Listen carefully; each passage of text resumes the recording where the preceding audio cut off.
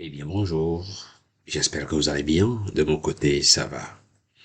Je me permets alors, dans cette vidéo, de faire un petit parcours sur la procédure de logement ou bien comment trouver alors son appartement ici aux États-Unis, surtout pour ceux qui sont nouvellement ici. Il faut aussi noter que quand on vient, il y a beaucoup de choses d'ailleurs à supporter, certaines qui sont pas du tout ce à quoi on s'attend, mais il faut composer avec.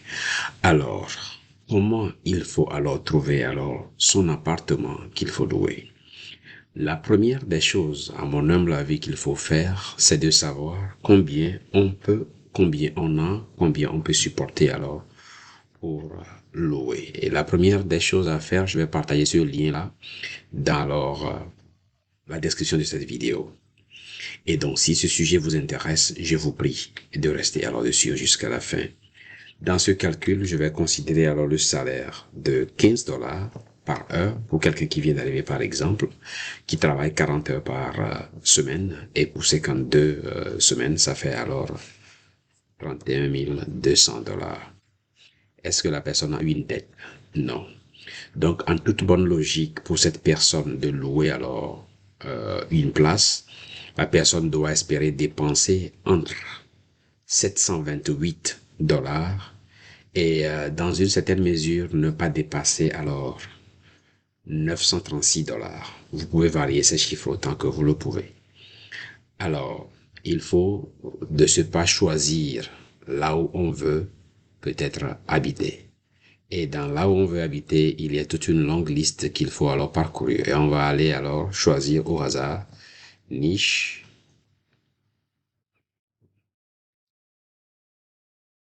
niche, neighborhood. On peut prendre, j'avais déjà fait cette recherche ici. Et on peut regarder les endroits où il fait bon vivre.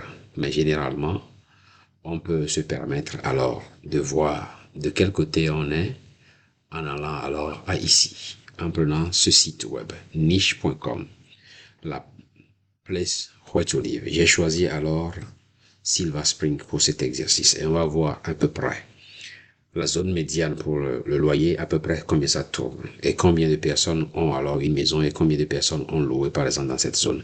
Est-ce que c'est une zone où les gens ont plus de tendance à louer et alors quel est le coût moyen, voir le taux de criminalité, voir alors c'est quelle zone alors il faut alors vivre. Quand on voit Silver Spring en bas ici, alors c'est une bonne zone à vivre. Nous allons quitter ici. Vous pouvez varier autant que vous le pouvez. La vidéo doit vraiment être plus ou moins longue. On va alors prendre la ville d'Athènes par exemple. Et ici, on va voir que le grade de cette ville est alors à A+, ce qui est formidable. On va retourner à Silver Spring pour voir quel est le grade. Le grade, c'est A+. C'est une très bonne zone. Et on va aller peut-être à Atlanta.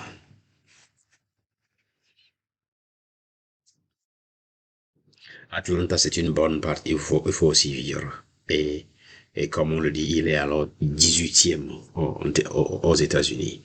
On va prendre une dernière ville, Columbia.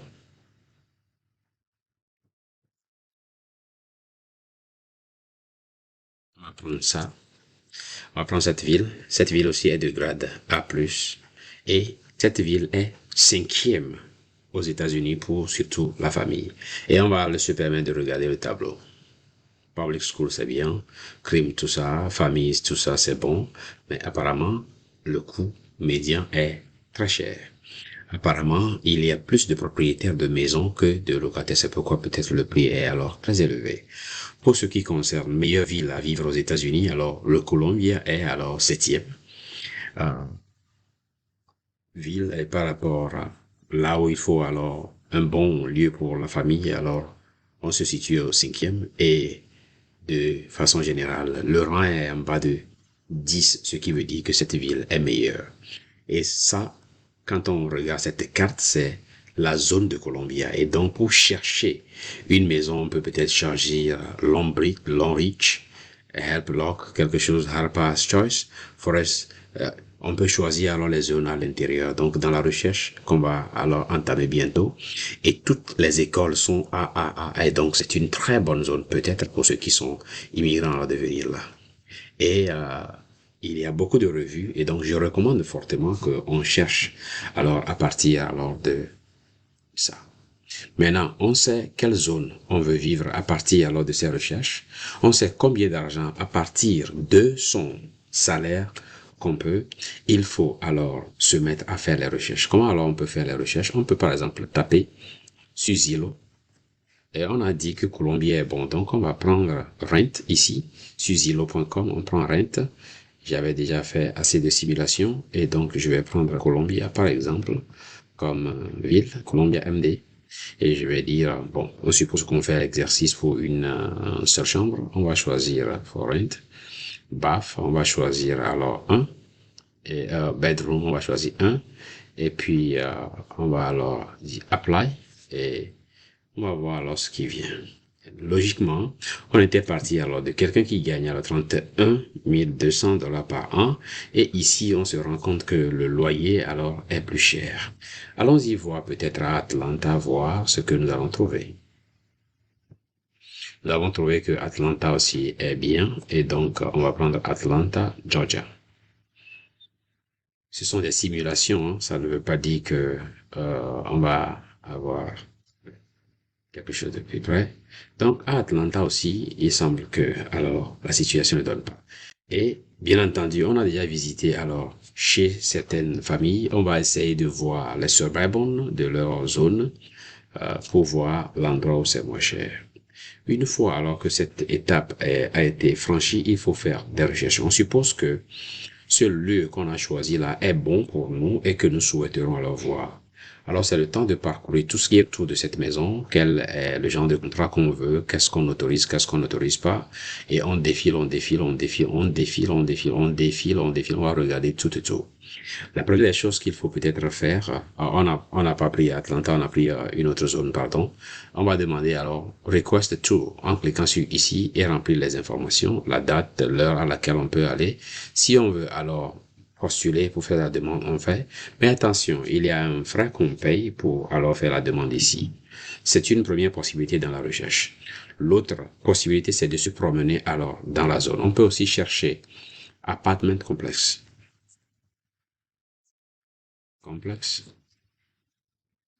Columbia, Maryland par exemple, et on va toute une liste de complexes comme on peut le voir. Si c'est un jour ouvrable, alors on prend tout ça, on les appelle pour voir si ce qu'on cherche se trouve chez eux. Si ce qu'on cherche se trouve chez eux, alors on peut aller alors et faire l'application de personne à personne. Généralement pour les nouveaux, ceci serait recommandé. Maintenant qu'on a une idée sur là où on veut, on a fait les recherches soit en ligne. Zillow n'est pas le seul moyen, il y a plusieurs moyens. On peut aussi chercher, comme je viens de faire, appartement complexe. J'ai choisi la ville, comme on suppose qu'on a choisi la ville. On a fait les appels, on suppose qu'on a rendez-vous, on va aller alors faire l'application. On peut aussi nous envoyer ça, des fois, par email, des fois on peut nous envoyer l'information par SMS et puis on continue à compléter. La troisième possibilité de recherche, c'est que on voit déjà dans la zone les meilleurs coins. On peut prendre alors la voiture, sillonner un peu pour voir les complexes ou bien là où il y a, des fois s'il y a opening ou bien ils mettent ça sur les pancartes, on peut aller directement dans les bureaux pour voir et faire l'application. Avant d'enlever ça, il faut parler de la quatrième chose, ce qu'on appelle le credit history. Généralement, pour ceux qui viennent d'arriver, comme je le dis tous les jours, c'est important que les gens aient une carte de crédit et qu'ils commencent par utiliser la carte de crédit. Supposons que vous habitez chez quelqu'un qui vous a aidé à avoir une carte de crédit. Ne dépensez pas trop d'argent sur cette carte de crédit, peut-être 10 $, 20 $, 30 $ et payez aussitôt. Faites ça le plus tôt possible et payez le plus tôt possible pour générer un peu d'historique de crédit parce qu'on en aura besoin. Alors, passez ce cap. Si vous estimez que vous êtes nouveau, vous avez déjà commencé, il faut se mettre peut-être entre 1 et 2, 3 mois afin alors de s'assurer que on a une historique de crédit qu'on va alors en avoir besoin. Généralement, on prend un peu de la négligence par rapport à ce qu'on appelle photo ID. Généralement, le passeport d'un étranger ne suffit pas pour chercher des informations sur le sérieux de la personne. Il faudra alors avoir le driver license ou le state ID. Généralement, c'est recommandé de le faire dans certains cas 60 jours, une fois que vous êtes dans une ville. Au-delà, ça devient un peu un problème pour vous si vous ne le faites pas. Dans certains États, c'est 30 jours, dans certains États, c'est au moins 60 jours pour vous permettre d'avoir alors une preuve d'identité, ce qu'on appelle aujourd'hui le Real ID, qui est un système fédéral qui permet d'avoir toutes les informations sur vous. Et donc, c'est fortement recommandé d'avoir alors son permis de conduire parce que ça va être demandé dans les pièces pour la location. Alors, partant de là, si par exemple, vous pensez que on a calculé le montant qu'il faut, votre salaire peut-être, vous vivez dans une zone où le loyer par exemple est alors 1500 et bien entendu vous ne pouvez pas prendre le risque de louer un studio qui coûte ça et vous souhaiterez alors chercher alors quelqu'un pour partager le loyer. C'est bon de faire une entente et voir ce qu'on peut. Supposons que dans la zone il faut un salaire de 54 000 $ et que vous n'avez pas les 54 000 $. Et quand vous allez vous mettre à deux, c'est que vous pouvez alors voir alors ce seuil. Deux personnes qui gagnent 20 000, 25 000, 25 000, ça donne ce montant-là. Généralement, avec cette couverture, vous pouvez alors faire l'application valablement. Attention, dans les demandes de logement, il y a les frais ou bien application fee. C'est la première dépense à faire. Dans certaines situations, on va vous demander à faire le background. Vous payez ça aussi. Si c'est sur Zillow, c'est en bas de 30. Je me rappelle dans beaucoup de cas où on a soumis alors la demande de logement au complexe, appartement complexe, et ils ont pris 75 $, 50 $, ça dépend alors de leur rythme. Donc, il y a deux frais à payer, le frais d'application et puis les frais pour le background check. On suppose que le background check passe. Il faut alors une preuve de salaire. La preuve de salaire doit être généralement 3 fois le montant du loyer. Donc, si vous gagnez moins que 3 fois le montant du loyer, vous voulez aller louer ailleurs, eh bien, vous n'êtes pas solvable, vous n'aurez pas alors le loyer. Donc, d'où ceux qui viennent doivent généralement peut-être faire 2 boulots pour réunir le montant idéal pour pouvoir être accepté pour louer. Ce n'est pas tout. On suppose que le montant exigé aussi est satisfait. Il faut alors lire les termes du contrat et s'assurer de l'avoir compris avant de s'engager. Et enfin, on suppose que ça aussi a été fait et que on peut alors louer. Partant de là, je vais fortement recommander qu'on achète ce qu'on appelle le Renters Insurance. Et au cas où il y a vol, il y a vandalisme, il y a quelque chose où vous perdez vos propriétés, pour que cette assurance puisse alors couvrir alors vos pertes. Il y a des maisons louées qui ont alors une assurance en place, mais en règle générale, ce n'est pas une garantie et vous voudrez alors vous assurer que vous avez le Renters Insurance pour pouvoir le faire. C'est bon de trouver alors un endroit où, soit si vous vivez dans une ville où il y a du transport public, que le transport ne dépasse pas 1 heure de temps révolu, mais en règle générale, si vous devez aller par véhicule ou vous trouvez quelqu'un qui travaille dans le même service que vous pouvez négocier avec la personne, surtout si vous êtes à la main, aux mêmes horaires, la personne vous dépose et vous prend, et vous devriez vous préparer aussi à payer une contrepartie pour le carburant de cette personne pour que la personne vous prenne. Je crois que généralement avec tous ces contours, vous serez à même de pouvoir louer votre premier appartement ou bien votre premier studio, votre première chambre aux États-Unis. Beaucoup de choses changent. Les choses coûtent cher maintenant et il y a beaucoup de rigueur. Alors, je vais dire en passant ici dans cette vidéo que c'est fortement bien quand vous venez de tout faire pour avoir votre learner permit. Ça va vous faciliter beaucoup la vie.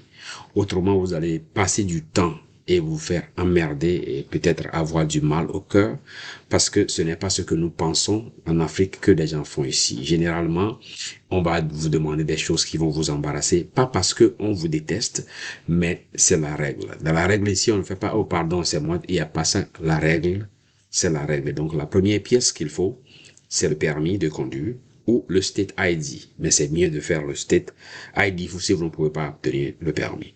Deuxième chose très capitale, le Social Security, c'est vrai, mais il faut plutôt avoir une carte de crédit pour qu'on puisse avoir votre background check qui montre votre solvabilité de dette et de paiement. Si vous n'avez pas ces 2 ou 3 éléments, bon, le Social Security, on considère que c'est d'office, mais ces 2 éléments sont vraiment capitaux. Et la troisième chose qu'il faut avoir, c'est une preuve de salaire qui soit 3 fois au moins le montant alors du loyer à payer alors.